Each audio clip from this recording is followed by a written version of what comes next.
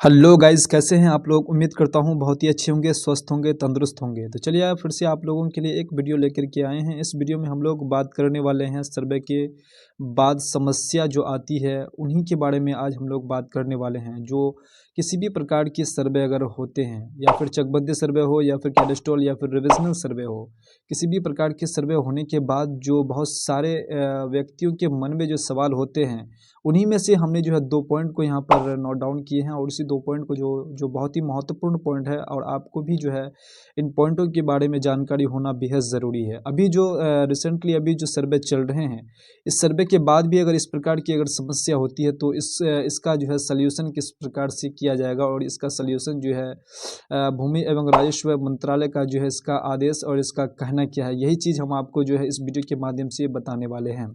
आपसे छोटा सा रिक्वेस्ट है कि अगर आप मेरे चैनल पर नए आए तो प्लीज़ चैनल को सब्सक्राइब और बेल आइकन को जरूर प्रेस कर दीजिएगा, ताकि हर एक वीडियो का नोटिफिकेशन आप तक सबसे पहले पहुंच पाए।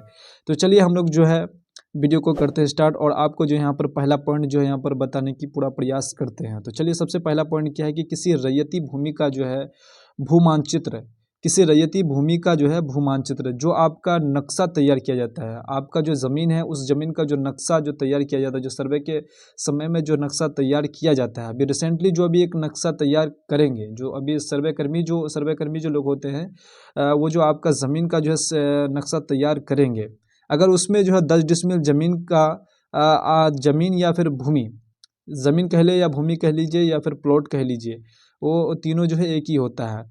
भूमि का है तथा खतियान 8 डिसमिल भूमि का है, तथा रैयत का कब्जा जो है 10 डिसमिल जमीन पर है, तो वैसे स्थिति में क्या होगा। आपके मन में ये सवाल अक्सर आते होंगे, और आपका भी इस प्रकार का जो है समस्या शायद घर में होंगे भी। अगर आपके जो है अगर मानचित्र में आपका जो नक्शा है, नक्शा में अगर 10 डिसमिल ज़मीन है, अगर नक्शा में आपका 10 डिसमिल ज़मीन है, या फिर खतियान 8 डिसमिल का है, खतियान में कितना है 8 डिसमिल का है, 10 डिसमिल ज़मीन पर, वैसी स्थिति में क्या होगा। कब्जा आपका कितना में है, 10 डिसमिल ज़मीन पर है, और आपका जो है खतियान में 8 डिसमिल भूमि है।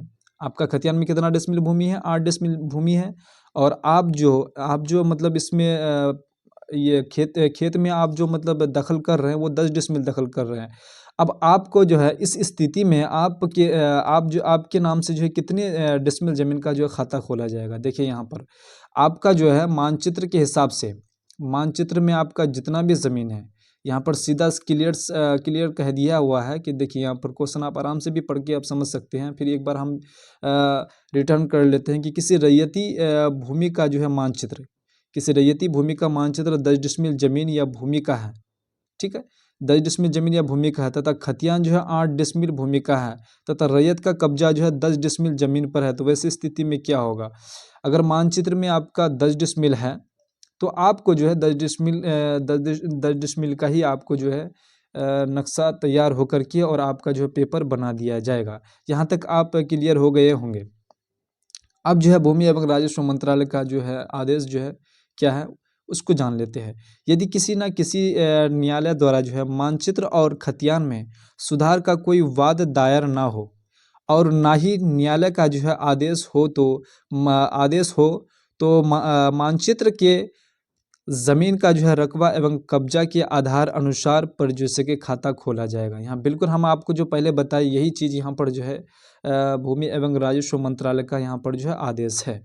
आपका जो है आपका जो मानचित्र में जितना ज़मीन है, अगर आप उतना दखल भी करते हैं, तो ये जो रिसेंटली जो ये सर्वे होंगे, इस सर्वे में जो है आपका उतना ही ज़मीन का जो है आपका खाता खोला जाएगा। ये पहला पॉइंट जो है आपको समझ में आ गए होंगे। तो चलिए हम लोग जो है दूसरा पॉइंट पे चले जाते हैं। दूसरा पॉइंट भी बहुत ही महत्वपूर्ण पॉइंट है। तो चलिए दूसरा पॉइंट पर,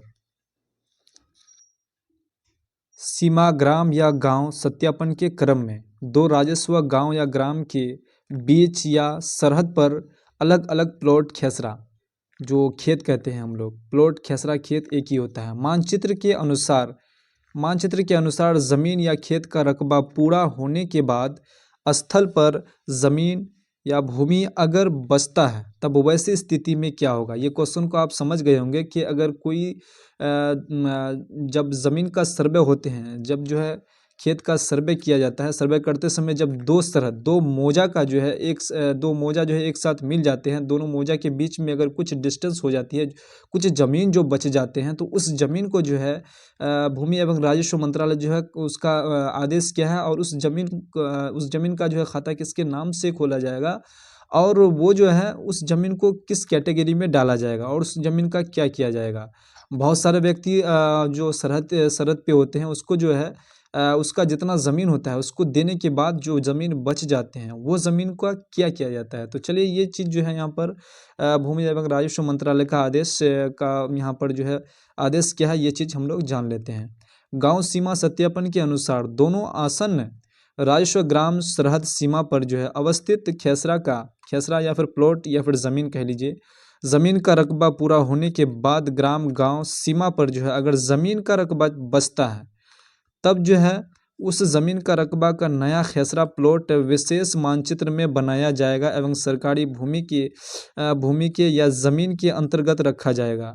आपको समझ में आ गए होंगे कि जो ज़मीन सर्वे करते समय जो मौजा के बगल में, जो सरहद लाइन के बगल में जो बाउंड्री लाइन होती है, उसके बगल में जो ज़मीन बच जाती है, वो ज़मीन को जो है उसका अलग से जो है उसका खेसरा नंबर और प्लॉट नंबर उसको जो है दर्शा दिया जाएगा, उसका मानचित्र जो है अलग से बनाया जाएगा, और वो ज़मीन जो है सरकार की अंडर में रखा जाएगा। ये 2 पॉइंट आपके लिए बहुत ही इम्पोर्टेंट है, और ये 2 पॉइंट आपको मालूम होना बेहद ज़रूरी है। अगर आपके क्षेत्र में अगर सर्वे हो गए हैं या फिर होने वाले हैं, तो ये चीज़ आपको मालूम होना बेहद ज़रूरी है। आई होप आपको जो ये 2 पॉइंट बहुत पसंद आई होगी। अगर पसंद आई है तो वीडियो को लाइक, चैनल को सब्सक्राइब और बेल आइकन को जरूर प्रेस कर दीजिएगा, ताकि हर एक वीडियो का नोटिफिकेशन आप तक सबसे पहले पहुँच पाए। तो चलिए नेक्स्ट वीडियो में मिलते हैं, तब तक के लिए जय हिंद, जय भारत, वंदे मातरम।